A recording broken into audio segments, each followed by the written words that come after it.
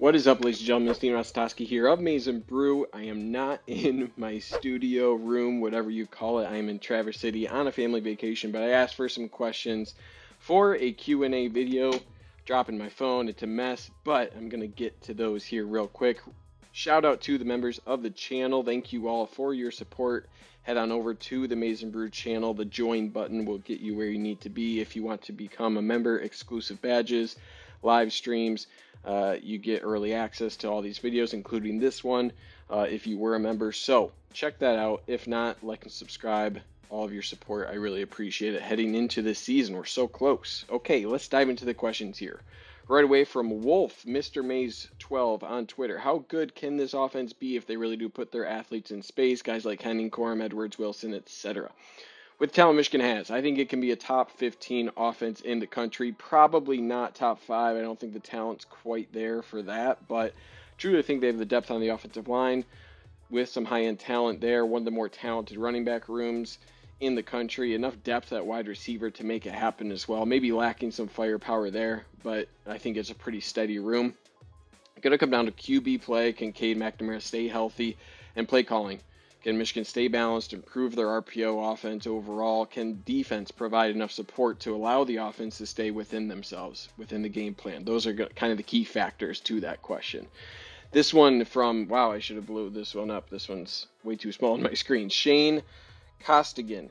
Naming Cade as the starter, will that pay dividends in the sense that he's going to get a majority of the reps with the ones right at the beginning of fall camp? So whether Cade McNamara was named the starter or not, he was already getting reps at the one spot. Okay, he was the only guy with the returning experience.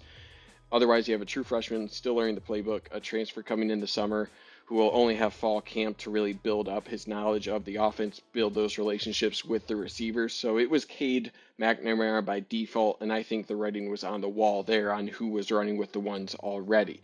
Now, there is some argument for locker room leadership clarity with explicitly giving your starter as the public, yeah, he's our starter, right? That gives the team more affinity of who they're going to be following, who's the leader in the locker room, who's leading them onto the field. So there are some things that could have a potential effect in that regard, but not dividends beyond that, in my opinion.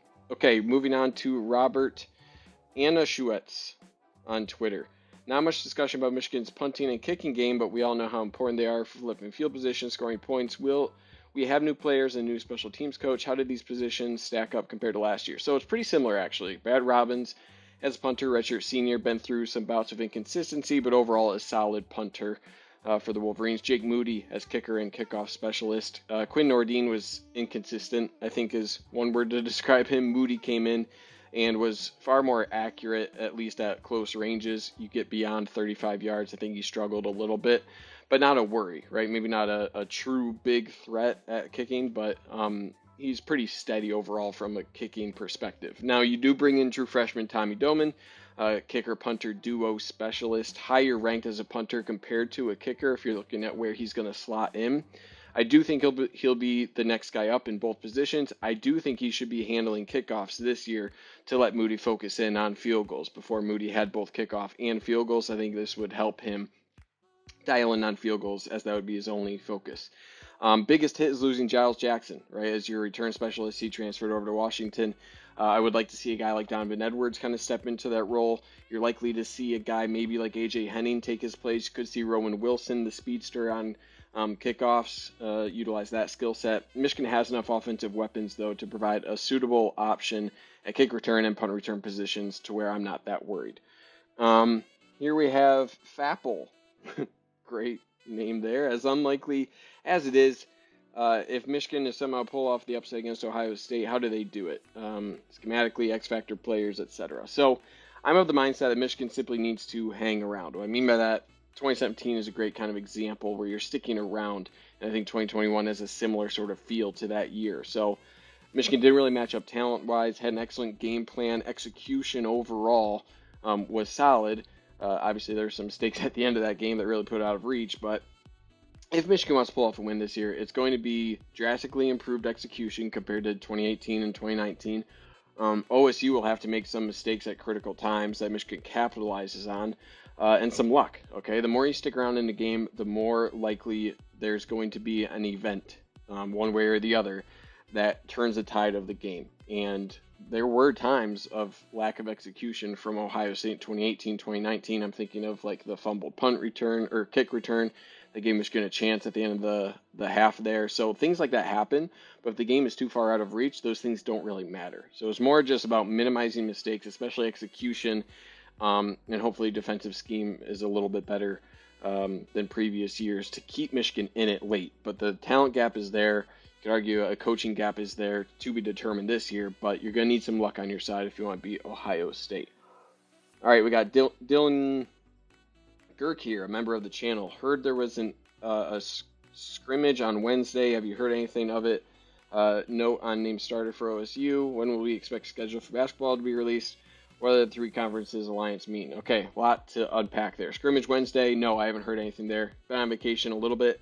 Off of Twitter, I have some catching up to do, admittedly, there. Okay, name start for OSU, CJ Stroud, redshirt freshman from California for the Buckeyes, appeared in 3 games last year, only 1 rushing touchdown, so he's inexperienced, but he was a high 4-star, top 50 recruit, late bloomer, only started for his team as a junior in high school, multi-sport athlete in both football and basketball, so he's a really high ceiling despite that high ranking, and 20% of sports compared him to Teddy Bridgewater, excuse me, so... It's going to be good, all right? That's the overall, like, what's his deal? So, yeah, he's going to be a good quarterback, all right?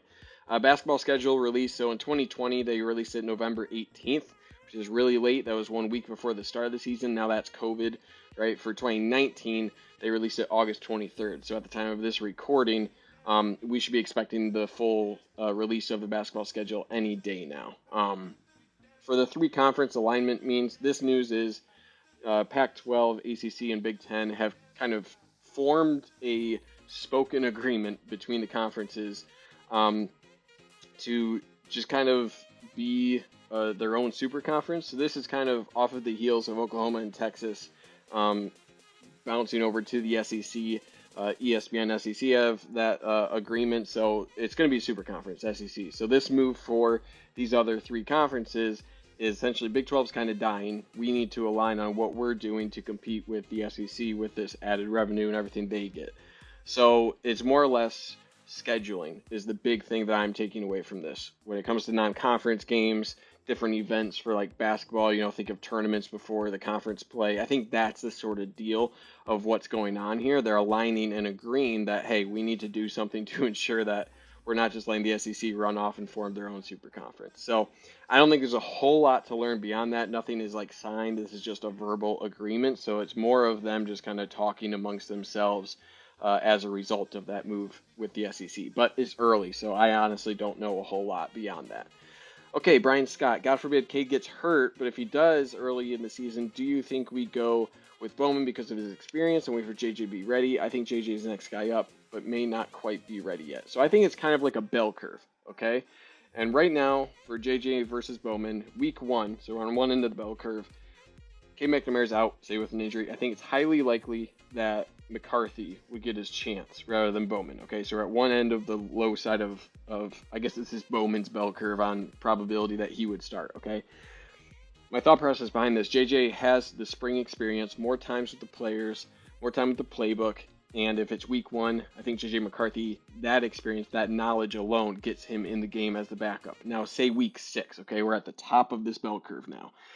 At this point, Bowman has the playbook down, right? He is more experienced, but he needed a month or so to get the playbook, get some experience with the players on the team. He'll have a couple months at that point, and that's the height of which I think Bowman's opportunity would come in around middle of the season. Now, say week 12 injury, okay?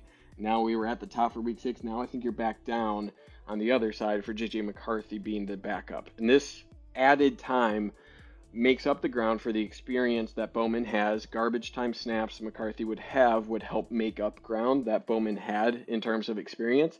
And I think by this time, the talent that JJ McCarthy has should surpass the experience advantage that Alan Bowman has in the backup race. So that's kind of where I'm at. Mark Font had hopes of Nolan Rumler cracking rotation at some point. Doesn't seem like he's getting mentioned that much. Any chance he eventually rotates in? Does he potentially transfer?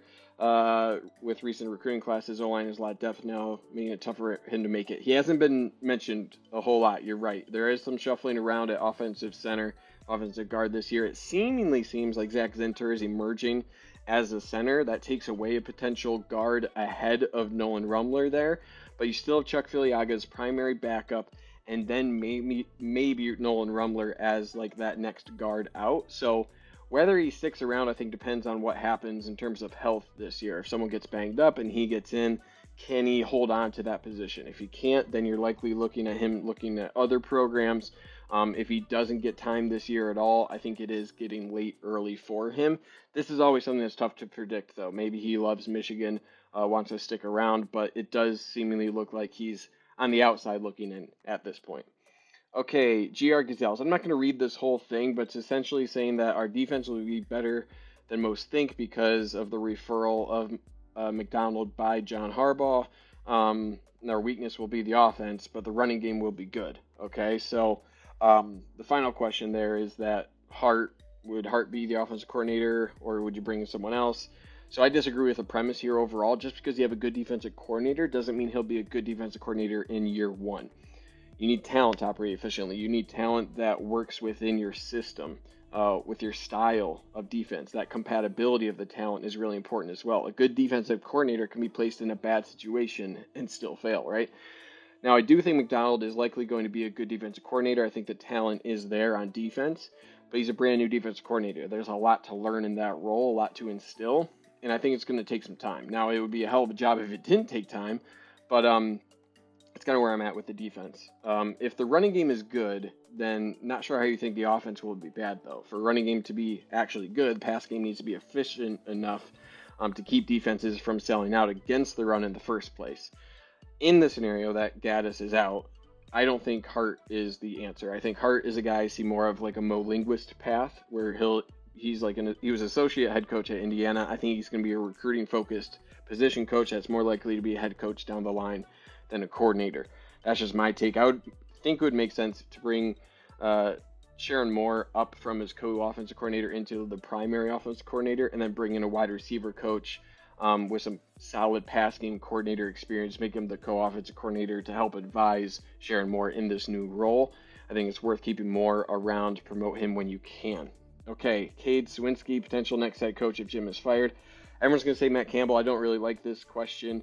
So I don't know. A lot can happen in a year that can affect this question. I'll revisit it in a year. Okay, this is getting really long, so I'm just going to speed through these last couple. These were off-topic questions. My brother, Andrew the Mandrew, best TV or movie QB of all time. I'm probably going to say Willie Beeman. I forget how it was pronounced. In any given Sunday, Jamie Foxx, but he is the best athlete, I think, of any fictional quarterback. He can throw football well. He can run the ball. I mean, he had the awesome, flip in the end zone. I remember that play.